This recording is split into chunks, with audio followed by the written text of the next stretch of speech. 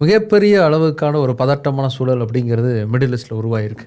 எப்போ வேணால் இஸ்ரேலுக்கும் ஈரானுக்கும் நடுவில் இருக்கக்கூடிய போருங்கிறது ரொம்ப பெருசாக வெடிக்கிறதுக்கான வாய்ப்புகள் இருக்குது. இப்போ அமெரிக்கா நேரடியாக அந்த போருக்குள்ளே நுழைஞ்சதுனால இது 3ஆம் உலகப் போராக மாறுறதுக்கான வாய்ப்புகள் ரொம்ப நிறைய இருக்குது. எக்ஸாஜரேட் பண்ணல, அதுக்கான பாசிபிலிட்டிஸ் ரொம்ப அதிகம்.